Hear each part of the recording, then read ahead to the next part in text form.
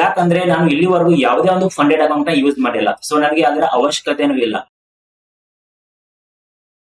Funded account ಬಗ್ಗೆ already ನೀವು social ಮೀಡಿಯಾದಲ್ಲಿ ಕೇಳಿರ್ತೀರ. ಸೊ ಹಾಗಾದ್ರೆ ಫಂಡೆಡ್ ಅಕೌಂಟ್ ಯಾವ ತರ ವರ್ಕ್ ಮಾಡುತ್ತೆ, ಈ ಫಂಡೆಡ್ ಅಕೌಂಟ್ ನಾವು ಯಾವ ತರ ಯೂಸ್ ಮಾಡಬಹುದು ಅಂತ ನಾನು ನಿಮ್ಗೆ ಈ ಒಂದು ವಿಡಿಯೋದಲ್ಲಿ ಫುಲ್ ಕ್ಲಿಯರ್ ಆಗಿ ತಿಳಿಸ್ಕೊಡ್ತೇನೆ. ಬೇಸಿಕಲಿ ಪ್ರಾಪ್ ಫಾರ್ಮ್ ನಮಗೆ ಒಂದು ಡೆಮೋ ಅಕೌಂಟ್ ಕೊಡುತ್ತೆ. ಈ ಡೆಮೋ ಅಕೌಂಟ್ ಫ್ರೀ ಆಗಿರಲ್ಲ. ಈ ಡೆಮೋ ಅಕೌಂಟ್ ಗೆ ನಾವು ಒಂದು ಸ್ಮಾಲ್ ಫೀಸ್ ನ ಪೇ ಮಾಡಬೇಕಾಗುತ್ತೆ. ಬೇರೆ ಬೇರೆ ಪ್ರಾಪ್ ಫಾರ್ಮ್ ಬೇರೆ ಬೇರೆ ಫೀಸ್ ಇರುತ್ತೆ. ಸೊ ಆ ಒಂದು ಫೀಸ್ ನಾವು ಪೇ ಮಾಡಿದ್ರೆ ನಮಗೆ ಒಂದು ಡೆಮೋ ಅಕೌಂಟ್ ಸಿಗುತ್ತೆ. ಸೊ ಈ ಒಂದು ಫೀಸ್ ನ ಪೇ ಮಾಡಿದ್ರೆ ನಮಗೆ ಸ್ಟಾರ್ಟಿಂಗ್ ಅಲ್ಲಿ ಒಂದು ಡೆಮೋ ಅಕೌಂಟ್ ಕೊಡ್ತಾರೆ.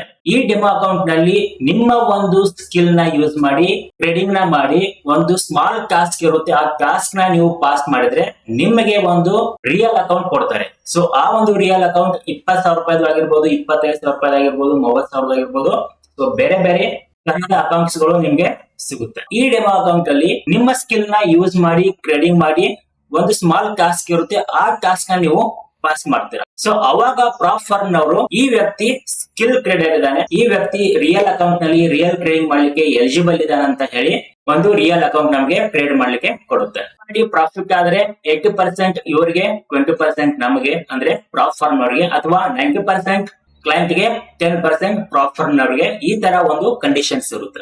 ಎಕ್ಸಾಂಪಲ್ ಆಗಿ ನಿಮ್ಗೆ 1 ಲಕ್ಷ ರೂಪಾಯಿ ಇರೋ ಫಂಡೆಡ್ ಅಕೌಂಟ್ ನ ನಿಮ್ಗೆ ಕೊಟ್ಟರು ಅಂತ ಅನ್ಕೊಳ್ಳಿ. ಆ ಒಂದು ಫಂಡೆಡ್ ಅಕೌಂಟ್ ಅಲ್ಲಿ ನೀವು ಟ್ರೇಡ್ ಮಾಡ್ತಿರುವಾಗ ನಿಮ್ಮ ವಿರುದ್ಧವಾಗಿ ಹೋಗಿ ಲಾಸ್ ನಡೀತಾ ಇದೆ ಅಂತ ಅನ್ಕೊಳ್ಳೋಣ. ಈ 1 ಲಕ್ಷ ರೂಪಾಯಿ ಲಾಸ್ ಆಗುವವರೆಗೂ ನಾವು ಈ ಟ್ರೇಡ್ ನ ಹೋಲ್ಡ್ ಮಾಡಬಹುದಾ? ಖಂಡಿತವಾಗಿಯೂ ಇಲ್ಲ. ಸೊ ಪ್ರತಿಯೊಂದು ಪ್ರಾಪ್ ಫರ್ಮ್ ನವರು ಅವರದೇ ಆದಂತಹ ರೂಲ್ಸ್ ಇರುತ್ತೆ, ಟರ್ಮ್ಸ್ ಅಂಡ್ ಕಂಡೀಷನ್ ಇರುತ್ತೆ. ಅಂದ್ರೆ ನೀವು ಯಾವ ತರ ಟ್ರೇಡ್ ಮಾಡಬಹುದು, ನೀವು ನ್ಯೂಸ್ ಟ್ರೇಡಿಂಗ್ ಮಾಡಬೇಕಾ ಮಾಡಬಾರ್ದಾ, ಮತ್ತೆ ನೀವು ಎಷ್ಟು % ಲಾಸ್ ಮಾಡಬೇಕು, ಮತ್ತೆ ನಿಮಗೆ ಎಷ್ಟು ದಿನದಲ್ಲಿ ಟಾಸ್ಕ್ ನ ಪಾಸ್ ಮಾಡಿದ್ರೆ ಈ ಫಂಡೆಡ್ ಅಕೌಂಟ್ ಸಿಗುತ್ತೆ ಅಂತ ಬೇರೆ ಬೇರೆ ಬೇರೆ ಈ ತರ ರೂಲ್ಸ್ ಗಳು ಬೇರೆ ಬೇರೆ ಪ್ರಾಪ್ ಫರ್ಮ್ ಅವರು ಈ ತರದ ರೂಲ್ಸ್ ಗಳನ್ನ ಹಾಕಿರ್ತಾರೆ. ಹಾಗಾದ್ರೆ ಬೆಸ್ಟ್ ಫಂಡೆಡ್ ಅಕೌಂಟ್ ಅಥವಾ ಬೆಸ್ಟ್ ಪ್ರಾಪ್ ಫರ್ಮ್ ಯಾವುದು? ಈ ಒಂದು ಫಂಡೆಡ್ ಅಕೌಂಟ್ ಬಗ್ಗೆ ನಿಮ್ಗೆ ಫುಲ್ ಇನ್ಫಾರ್ಮೇಶನ್ ಬೇಕಾಗಿದ್ರೆ ಫಂಡೆಡ್ ಅಕೌಂಟ್ ಅಂತ ನನಗೆ ಕಾಮೆಂಟ್ ಸೆಕ್ಷನ್ ಅಲ್ಲಿ ಕಾಮೆಂಟ್ ಮಾಡಿ.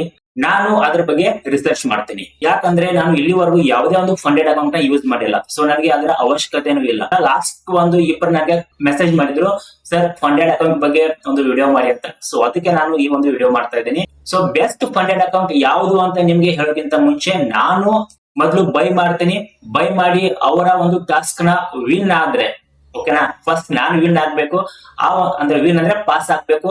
ಆ ಒಂದು ಟಾಸ್ಕ್ ನ ಪಾಸ್ ಆದ್ಮೇಲೆ ಸೊ ನೆಕ್ಸ್ಟ್ ಯಾವ ಒಂದು ಫಂಡೆಡ್ ಅಕೌಂಟ್ ಚೆನ್ನಾಗಿದೆ, ಸೊ ಯಾವ ಫಂಡೆಡ್ ಅಕೌಂಟ್ ಸೇಫ್ ಆಗಿದೆ ಅನ್ನೋದನ್ನ ನೋಡ್ಕೊಂಡ್ಬಿಟ್ಟು ನಾನು ನೆಕ್ಸ್ಟ್ ವಿಡಿಯೋದಲ್ಲಿ ಫುಲ್ ಡೀಟೇಲ್ಸ್ ಕೊಡ್ತೀನಿ.